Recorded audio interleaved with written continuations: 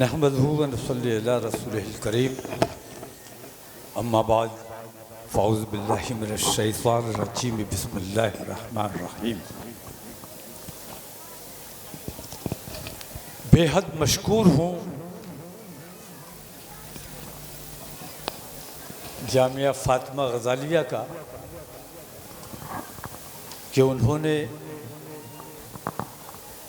اگر میں نہیں آتا تو شاید مجھے بہت افسوس ہوتا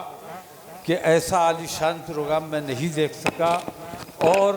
جو آپ لوگوں نے کارنامہ انجام دیا ہے اس کی جتنی تعریف کی جائے کم ہے۔ اس وقت تقریر کا موقع نہیں ہے، اظہار خوشی کے طور پر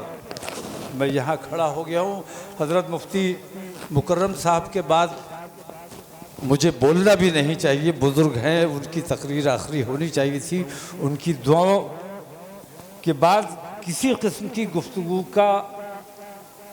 کوئی موقع رہ نہیں جاتا ہے، لیکن ایک بات اب جب آئے ضرور کہنا چاہوں گا، کیونکہ یہاں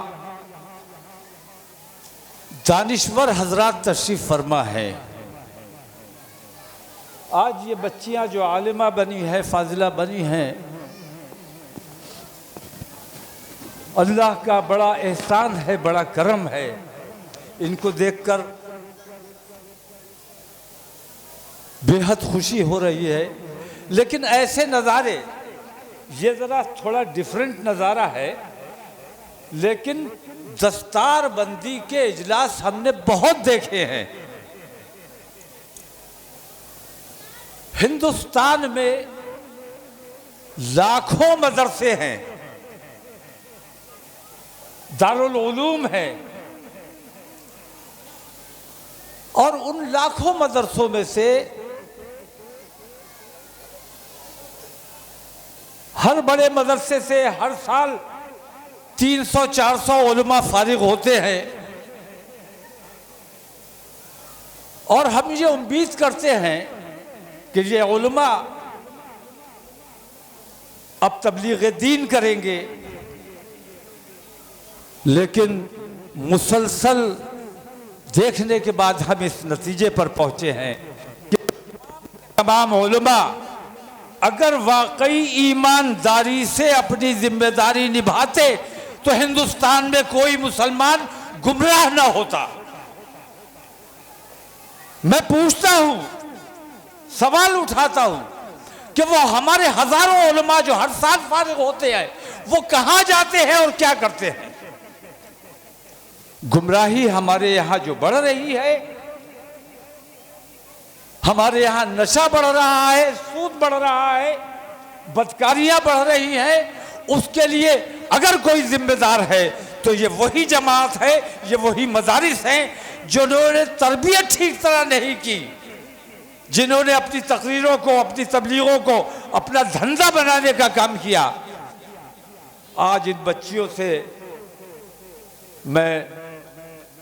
بہت امید رکھتا ہوں کہ وہ لوگ جو نہیں کر سکے، شاید اس لیے نہیں کر سکے کہ ہم گھروں کے اندر تک اپنی آواز نہیں پہنچا سکے، لیکن آپ عالمہ ہیں، اب آپ کی یہ ذمہ داری ہے، کیونکہ ماں کی گود سب سے پہلا مکتب ہوتا ہے، اور گھر سے ہی جو تربیت ملتی ہے وہی ہمارے کام آتی ہے آخر تک۔ تو آپ لوگوں کی یہ ذمہ داری ہے، کیونکہ اللہ تبارک تعالیٰ نے جو آپ کو علم عطا فرمایا ہے، اس علم سے دوسروں کو نفع پہنچانا اب یہ آپ کی ذمہ داری ہے۔ آپ لوگوں کو رابطے کرنے ہیں، گھروں میں جانا ہے، تبلیغ دین کرنا ہے، اور خواتین کو صحیح راہ پر لانے کی کوشش کرنا ہے، انہیں ان کی ذمہ داریاں سمجھانی ہے، انہیں یہ بتانا ہے کہ اپنے بچوں کو کس طرح کی تعلیم اور تربیت دی جائے۔ تو میں امید کرتا ہوں اپنی ان بچیوں سے کہ یہ نیا جذبہ اور نئے کلیور کے ساتھ یہ لوگ آئے ہیں، اور میں امید کرتا ہوں کہ یہ مسلمانوں کے لیے نیا دور لانے کا کام ہمارے یہ بچے کریں گے۔ السلام علیکم، خدا حافظ۔